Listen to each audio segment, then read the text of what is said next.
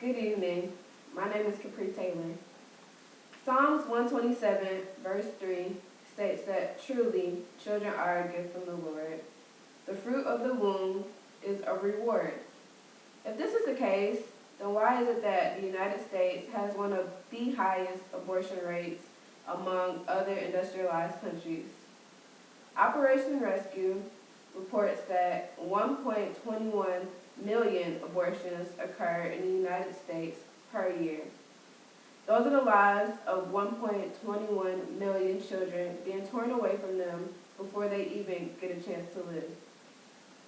In order to really gain an opinion about abortion, you first have to have a general understanding of what abortion is. It is defined as the intentional termination of a pregnancy. In most states, an abortion can occur as long as it is within the first 12 weeks of a pregnancy.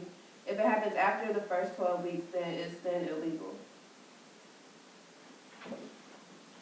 In 2010, the CDC reported that 37.8% of pregnancies happen at or before 6 weeks, 19.3% happen at 7 weeks, 14.6% at 8 weeks, 9.8% at 9 weeks, 6.7% at 10 weeks, and 5.1% occurs at 11 weeks.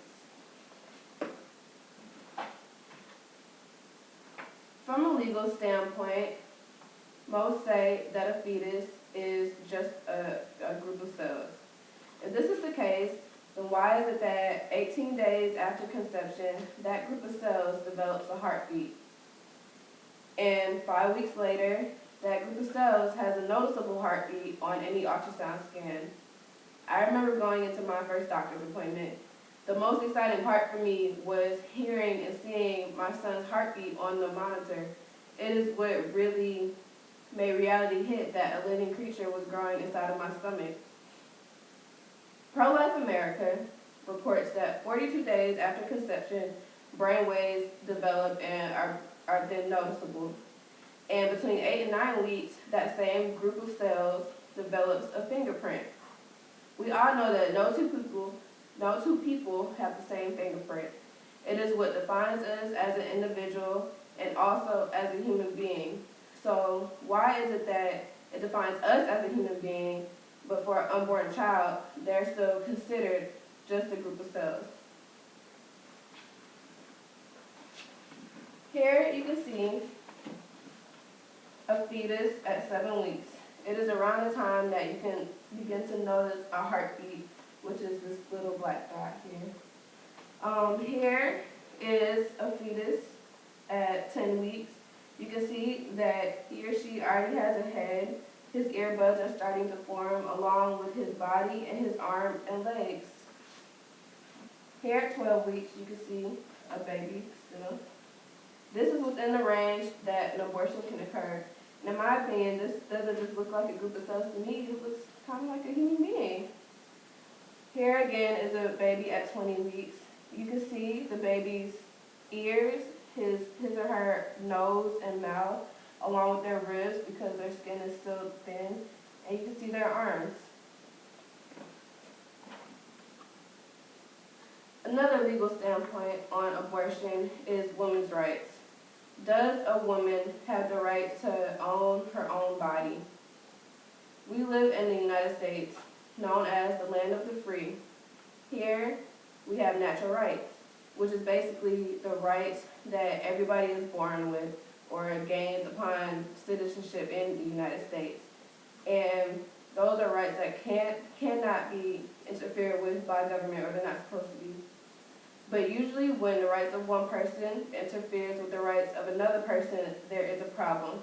So why is it that the rights of a woman doesn't interfere with the rights of an unborn child? And a woman can speak out for herself. She can state what she does and doesn't want. An unborn child cannot. So why is it that since they cannot, their rights automatically don't exist?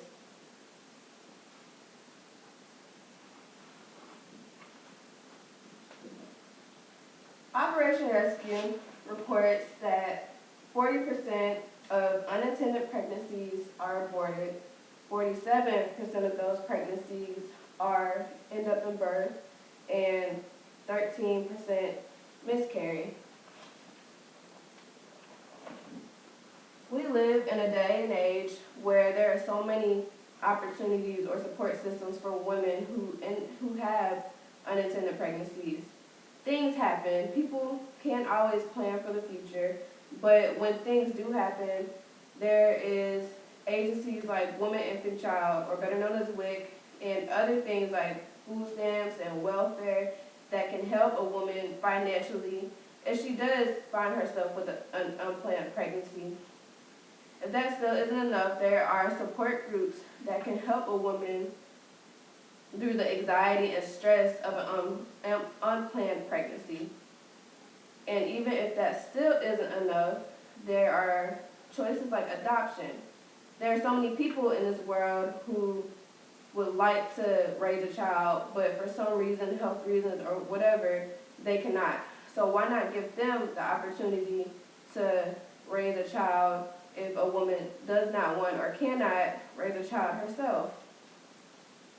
I just feel as though that women need to be taught or informed of options other than abortion, because why risk killing an innocent life who could one day be the next president of the world, or the next doctor who has a medical breakthrough and changes the course of medicine?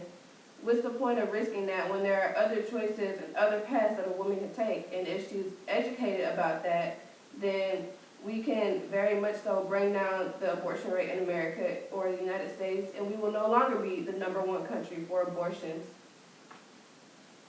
Thank you for allowing me to inform you of my standpoint on this matter, and I hope I've given you some insight on